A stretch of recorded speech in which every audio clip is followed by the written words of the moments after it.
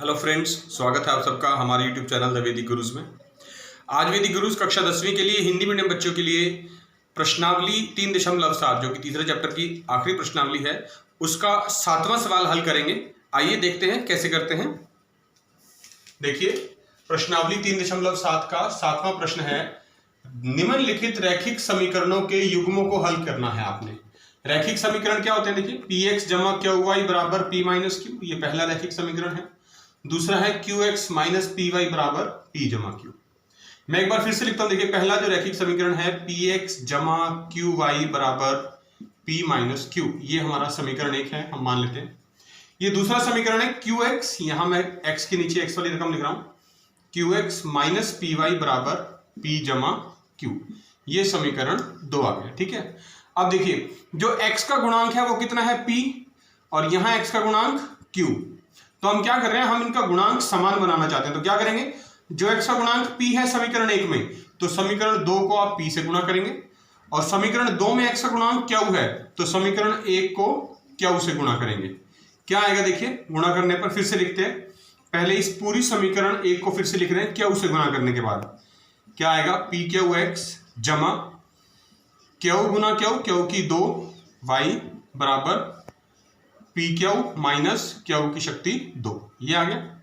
अब दूसरे समीकरण को p से गुणा करके लिखेंगे यहां पर, तो ये भी क्या बनेगा? देखिए, ये बन जाएगा P Q x minus P की 2 वाई बराबर पी की घात 2 और जमा पी क्यू। ठीक है, अब देखिए आप ध्यान से, इन दोनों समीकरणों में पी क्यू एक्स एक्स का गुणांक समान बन गया, तो घटा कर सकते हैं। घटा करेंगे तो चिन्ह बदलेंगे, जमा का चिन्ह ये घटा का हो जाएगा, ये जमा का, और यहां पर भी ये जमा का है तो घटा हो जाएगा, और ये जमा घटा बन जाएगी। ठीक है, अब देखिए, ये पी क्यू एक्स जमा और घटा कट गए, क्या बचा?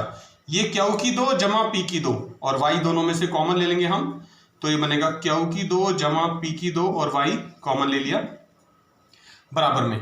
अब देखिए, ये ऊपर वाली जो समीकरण है ये लिख रहे हैं पी क्यू, पहले दोनों घटेंगे, पी क्यू माइनस पी की घात 2, फिर यहां माइनस क्यू की 2, और ये माइनस पी क्यू। अब देखिए क्या आया, ये जमा का पी क्यू और ये माइनस का पी क्यू कट गए, क्या बचा? क्यू की 2 जमा पी की 2 ब्रैकेट के बाहर वाई बराबर, इन दोनों रकमों में से दोनों माइनस के चिन्ह है, माइनस कॉमन ले लेते हैं, क्या बचेगा? पी की 2 जमा क्यू की 2, तो वाई के साथ जो ब्रैकेट लिखी है इसके नीचे आ जाएगी, वाई बराबर माइनस ऑफ पी की 2 जमा क्यू की 2, माइनस हमने बाहर ले लिया था ब्रैकेट के, बटे में ये आएगा क्यू की 2 जमा पी की 2, क्योंकि दोनों ब्रैकेट समान है तो कट जाएंगी, क्या बचेगा? सिर्फ 1, यानी -1। तो y का मान कितना आ गया? देखिए, -1। अब y का मान हम क्या करेंगे, यहां लिख देंगे, y का मान समीकरण 1 में रखने पर, मैं लिख रहा हूं, y का मान समीकरण 1 में रखने पर क्या होगा? समीकरण 1 लिख लेते हैं पहले हम। समीकरण 1 थी हमारे पास पी एक्स जमा क्यू वाई बराबर p minus Q, P x जमा क्यू, वाई के स्थान पे वाई का मान कितना आया था? -1, तो यहां -1 लिख देंगे हम, बराबर पी माइनस क्यू। तो देखिए पी एक्स, अब ये जमा क्यू और -1 गुना होकर माइनस का क्यू बनेगा, बराबर पी माइनस क्यू। ये माइनस क्यू इधर ले जाएंगे आप तो प्लस का क्यू बन जाएगा, तो ये लिखा जाएगा पी एक्स बराबर p minus Q, minus Q उधर जाके जमा का क्यू, तो जमा क्यू और माइनस क्यू कट गए, पी एक्स बराबर पी और एक्स बराबर ये वाला पी बटे में आ जाएगा, पी बटा पी कट गया, 1 आ गया, यानी एक्स का मान तो 1 आया और वाई का -1। देखिए, 7वां जो प्रश्न है इसका दूसरा भाग कर रहे हैं हम। 2 रैखिक समीकरण हमें दिए हुए हैं, ए एक्स जमा बी वाई बराबर सी और बी एक्स जमा ए वाई बराबर 1 जमा सी। मान लेते हैं समीकरण 1 है और एक समीकरण 2 है, तो इसको हल करने के लिए हम वज्र गुणन विधि का प्रयोग करेंगे। वज्र गुणन विधि आपको पता है वो क्या होती है, हमने एक सूत्र बताया था आपको, 2 3 1 2 2 3 1 2, ये फार्मूला था हमारा, इसको इस्तेमाल करेंगे। देखिए कैसे करना है, x बटे बराबर y बटे बराबर -1 बटे, हमने बताया था कि अगर बराबर के दूसरी तरफ सारे के सारे अचर पद हैं तो -1 लिखा जाता है। ठीक है, अब आप ध्यान से देखिए, ये जो x के गुणांक हैं ये हमारा पहला कॉलम है, जो y के गुणांक हैं ये दूसरा, और जो ये अचर पद हैं ये तीसरा। हमने 2 3 1 2 यूज करना है, 2 3 1 2। 2 का मतलब पहले y के गुणांक यानी b और a, तो यहां b और a लिखा जाएगा। 3 का मतलब है अचर पद यानी c और 1 जमा c लिखा जाएगा। 1 का मतलब है x के गुणांक यानी a और b, और 2 का मतलब फिर से y के गुणांक, दूसरा कॉलम b a। ठीक है, अब हमने वज्रगुणन विधि करनी है। तो वज्रगुणन विधि क्या कहती है, इसको पहले इसके साथ गुणा करना है। x बटे में देखिए मैं लिख रहा हूं b 1 जमा c, माइनस अपनी तरफ से लगाना है और इनको गुणा करके लिखना है माइनस ac बराबर y बटे में फिर से वही c को b से गुणा करना है तो bc लिखा जाएगा, और माइनस लगा के अपनी तरफ से इन दोनों को गुणा करना है यानी a और ब्रैकेट में 1 प्लस c बराबर -1 बटे में फिर से वही यहां पर a की 2 माइनस अपनी तरफ से और ये b गुना b की 2। ठीक है, अब ये आप ब्रैकेट खोल सकते हैं, x बटे में b जमा bc माइनस ac बराबर y बटे में bc माइनस a, बाहर माइनस का चिन्ह है अंदर प्लस का है तो चिन्ह बदल जाएगा, माइनस ac हो जाएगा बराबर में -1 बटा, इन दोनों में से भी आप चाहें तो माइनस कॉमन ले सकते हैं, तो b की 2 माइनस a की 2 बन जाएगा। ये a की 2 माइनस b की 2 था, माइनस हमने बाहर कॉमन लिया, b की 2 माइनस a की 2 बना लिया। माइनस कॉमन क्यों लिया, ताकि ये इस ऊपर वाले माइनस से कट सके। अब हमारे पास 3 पद है, देखिए एक ये पहला, ये दूसरा और ये तीसरा। तो आप पहले पहला और तीसरा लेंगे तो आप लिख देंगे 1 और 3 से। पहला पद क्या है, x बटे b जमा bc माइनस ac बटे में 1 बटे b की 2 माइनस a की 2। तो ये जो x के नीचे जो संख्या लिखी है, रकम लिखी है, ये यहां आर पार गुना करके इधर ऊपर गुना हो जाएगी, तो x का मान निकल जाएगा मेरे पास b जमा bc माइनस ac बटा b की 2 माइनस a की 2। देखिए वज्रगुणन विधि से कितना आसान हो गया, सीधा आंसर निकल जाता है। इसी प्रकार y का मान निकलेगा वो 2 और 3 से निकलेगा, तो आप यहां लिख देंगे 2 और 3 से।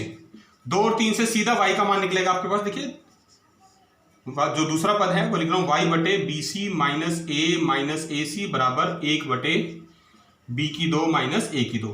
अब यहां पर भी जो y के नीचे वाला पद है ये इधर ऊपर गुना हो जाएगा, तो y का मान आ जाएगा bc minus a minus ac बटे में b की 2 माइनस a की 2।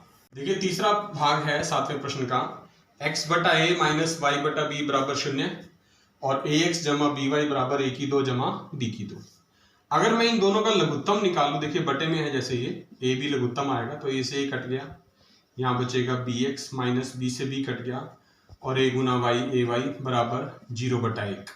और अगर इसको आर पार गुना कर ले हम तो ये बन जाएगा bx माइनस ay बराबर 0 से गुना होके a भी 0 बन जाएगा। तो ये हमारी समीकरण 1 आ गई, और जो समीकरण 2 थी वो मैं लिख लेता हूँ ax जमा by बराबर a की 2 जमा b की 2, ये समीकरण 2 आ गई। अब देखिए x का गुणांक यहाँ पर b है तो समीकरण 2 को b से गुना करेंगे, और यहाँ x का गुणांक a है तो समीकरण 1 को आप a से गुणा कर देंगे। तो गुना कर दीजिए, देखिए गुना करने के बाद क्या बनेगी समीकरण 1।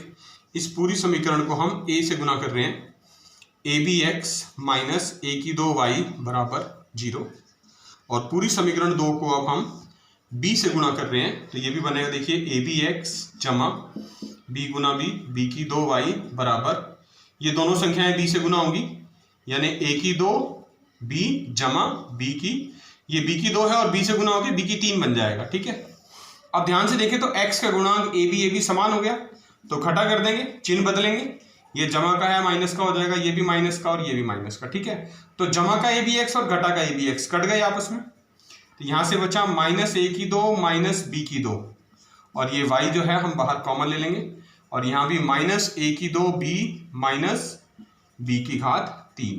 ठीक है, इन दोनों संख्याओं में से माइनस भी कॉमन लिया जा सकता है, तो a की 2 जमा b की 2 y बराबर, इन दोनों में से भी अगर मैं माइनस b, यहाँ से भी b और यहाँ से भी b, माइनस का b कॉमन आ जाएगा तो बचेगा a की 2 जमा b की 2।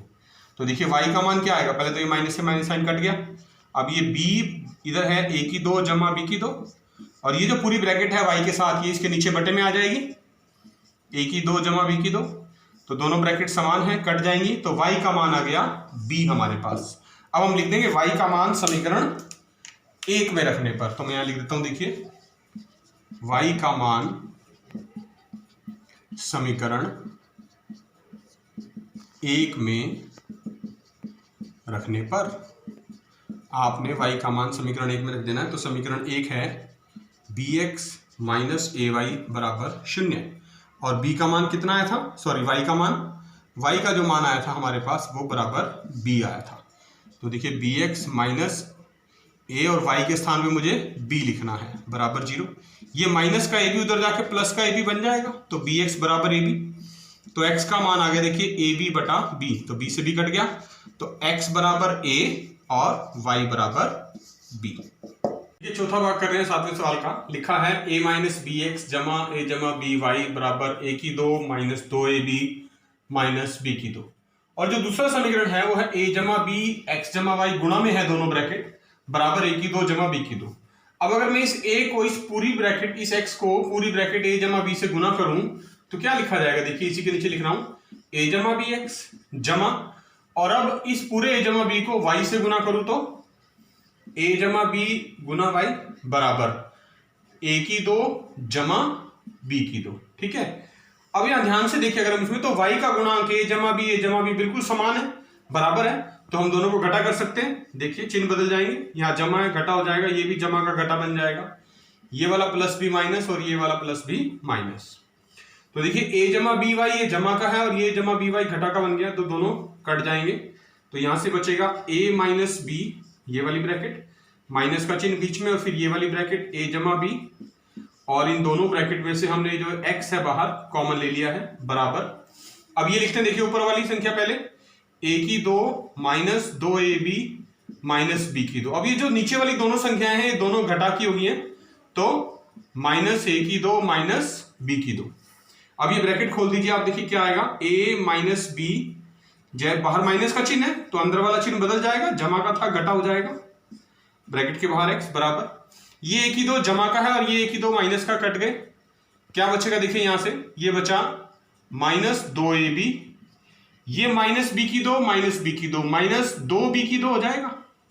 यहां पर भी देखिए आप, ये माइनस का a और ये जमा का a कट गए, माइनस b और माइनस b, ये माइनस 2b बन गया, बाहर x था बराबर, यहां से हम चाहें तो माइनस 2b कॉमन ले सकते हैं, तो यहां से बचेगा सिर्फ a जमा और यहां से बचेगा b।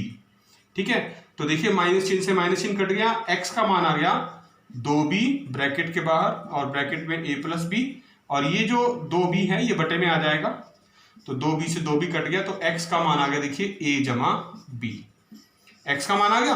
अब x का मान हम यहां लिख देंगे समीकरण 1 में रखने पर, तो मैं लिख रहा हूं x का मान जो था x बराबर a जमा b, समीकरण 1 में रखने पर क्या होगा, हमारे पास y का मान आएगा। तो देखिए समीकरण 1 लिख लेते हैं पहले। समीकरण 1 है a माइनस बी ब्रैकेट के बाहर x जमा a जमा b y बराबर a की 2 माइनस 2ab माइनस b की 2। ये समीकरण 1 थी। यहां x के स्थान पे हमने ये लिखना है x का मान, तो ये माइनस बी और x के स्थान पे a जमा b जमा, बाकी पूरी संख्या सेम रहेगी, a जमा बी वाई बराबर a की 2 माइनस 2ab माइनस b की 2।